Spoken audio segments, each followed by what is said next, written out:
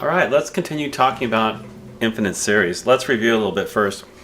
So infinite series is a infinite sum of numbers, right? And the way we determine the convergence of the infinite series is to look at what's called the sequence of partial sums. Remember, that's a sequence where s sub 1 is the first term of the series, s sub 2 is the sum of the first two, and so on. So s sub n is the sum of the first n terms of the series. So look what happens when you take the limit as n goes to infinity of s sub n, assuming it exists. As n goes to infinity of s sub n, which is this, the upper index becomes infinity, right? So it makes sense actually. If this limit exists, then the infinite series sum is finite. You see?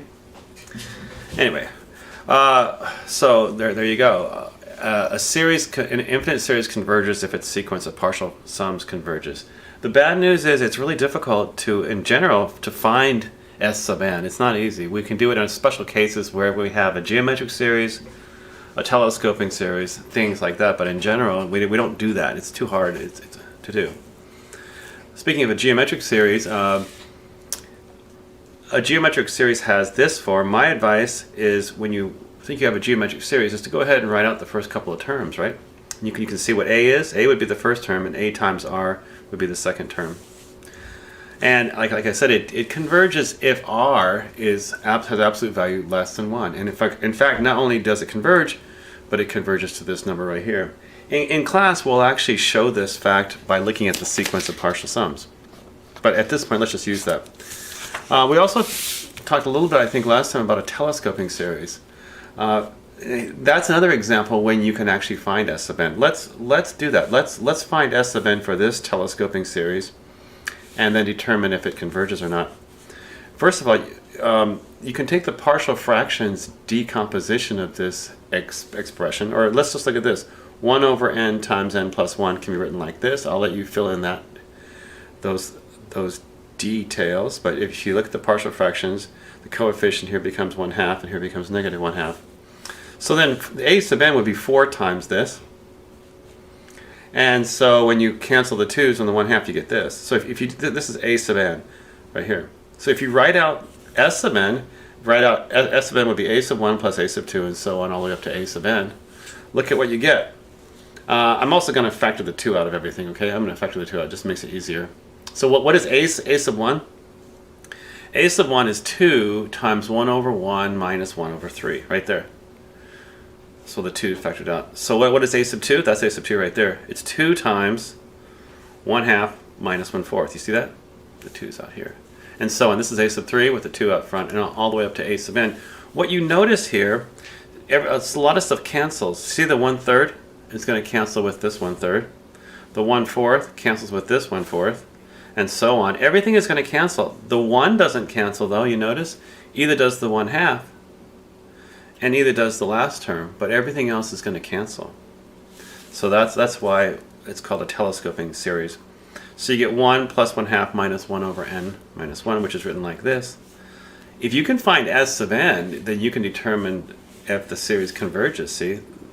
This limit equals 3. So therefore, we should say this series, not only does it converge, this series converges to 3. I should have said that. The series converges to 3. This is a real big one right here. We'll talk about this in class. This is a very famous series. This comes up a lot. It's a very simple one. It's the series 1 over n equal 1 to infinity. It's called the harmonic series. And it turns out, with some work, we're going to show that it diverges. But it's important that you keep this as an example, okay? It's kind of strange if you think about it. Look. You have these two series which look very similar. This is the divergent harmonic series. When you add these positive numbers up, it diverges to infinity. But this is an example of a convergent geometric series, right?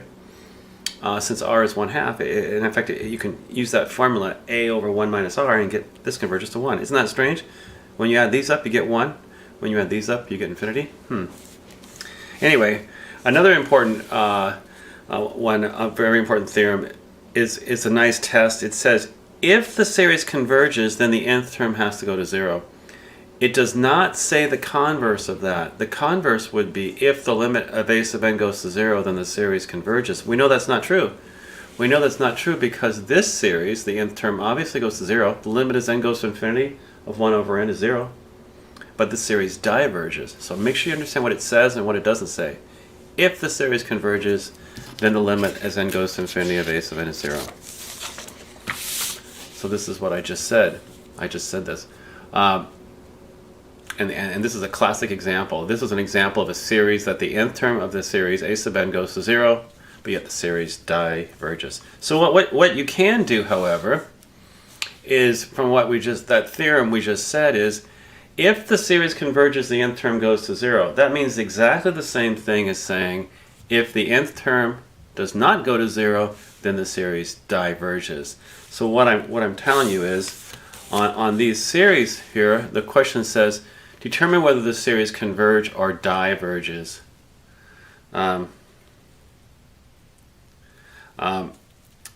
If it converges, find its sum. Now notice, we're not going to actually go back to the sequence of partial sums. And if it says find its sum, the only two that we know to find the sum would be the geometric and the telescoping. So check the nth term. Does the nth term go to 0? The nth term, the limit as n goes to infinity of cosine 1 over n, you can move the limit sign inside the cosine. So this limit is 0, cosine of 0 is 1. It does not equal 0. Since the nth term does not go to 0, the series diverges. This one is actually, if you look at it carefully, this one is really the sum of two convergent geometric series. Do you see that? We have a theorem that says if you have the sum of two series, then you could break it up in two like this if each one of them converges. This one is the geometric series 1/5 plus 1 over 25 and so on. This is the geometric series 2/5 plus 4 over 25 and so on. So in the first one, a is 1/5, r is 1/5. In the second one, a is 2/5, r is 2/5. So you could write it as the sum of two geometric series, a over 1 minus r plus a over 1 minus r. I believe you get 11/12.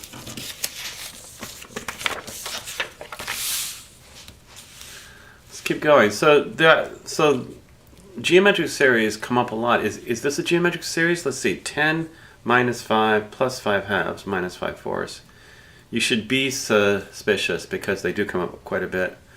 It turns out it is. If it is, and this is a and this is r, what did you multiply 10 by to get -5? It would be -1/2, right? Did you multiply -5 by -1/2 to get +5 halves? Yes, you did. So there you go. A is 10, r is -1/2. R is negative, that's okay, as long as the absolute value is less than 1. So the answer becomes the sum of the series. The answer is yes, it converges, and it converges to, I get 20/3. This one, what do you think? Do you think this series converges or diverges? Well, what's the nth term? The nth term is a sub n, which is n squared plus 2n over n squared plus 1. If you apply L'Hopital's rule twice to this, I think you get 1, which is not 0. So remember, if the nth term of the series is not 0, you can stop and say diverges. What do you think about this one? Does this series converge or diverge? I think we've seen this one before. The limit as n goes to infinity, if you look at the graph of cosine x, the graph oscillates. So clearly the nth term is not going to 0, is it? Let's look at a few more here. This one is the sum of two series, but notice, if you follow what I was saying earlier, that this is the sum of two series. This is a convergent geometric series. Okay? This is basically the harmonic series. Remember, if you have a constant can be factored out. The constant 3 does not affect the convergence. So this 2 factors out, and you basically have 2 times the divergent harmonic series. When you have a convergent series, this is a homework problem, but it's true. If you have a convergent series added to a divergent series, you get a divergent series. Because if this is a finite number and this is infinite, you get an infinite number, so it diverges. Let's do some more. All right, this is kind of a sneaky one. So a good idea would be to ask yourself, does the nth term go to 0? What's your gut feeling on that? Do you think the nth term goes to 0? Go ahead and hit the pause button and see what you get here. when you look at the nth limit as n goes to infinity of a sub n? Well, the top is an exponential function. That's pretty steep, and the bottom is just a quadratic. I would guess it does not go to 0. I guess it goes to infinity. It does have the form infinity over infinity. You apply L'Hopital's rule. The derivative of 2 to the n would be ln of 2 times 2 to the n. And the derivative of n squared would be 2n. So anyway, you apply, that has the form infinity over infinity, so you can apply L'Hopital's rule again. If you apply L'Hopital's rule a second time, you pick up another factor of ln of 2. And at that point, you can see that the limit is infinity. So clearly, it's not equal to 0. The limit of the nth term is not 0, so the series diverges. By the way, we say the series diverges. You don't say the nth term diverges. The nth term goes to infinity, therefore the series diverges. All right, let's do one more thing. This is a homework problem, kind of like this. It's kind of interesting. Let's go back to a rational expression like 4.12 with a repeating bar. So this is 4.121212 and so on, right? Well, guess what? You could think of not the 4 is just but this other part as being a geometric series. See, 0.12, isn't that 12 over 100? And then this is 0.0012, this one right here, isn't that 12 over 10,000, right? And so on. Each of these 0.12s, this is 12 over 100, this is 12 over 10,000, and so on. So this is 4 plus a geometric series. Now, the geometric series is actually, A would be this term, and R would be this. Well, what did you multiply this by to get this? The answer is 1 over 100. So R is 1 over 100, which is absolute value less than 1, so it converges. The geometric series converges. So remember, the 4 is not part of the geometric series. That's just out here. So this becomes 4 plus 12 over 100 divided by 1 minus 1 over 100. So you get 4 plus 12 over 100 divided by 99 over 100. Anyway, when you simplify that, you get 408 over 99. There we go. Okay, we'll see you next time. Bye-bye.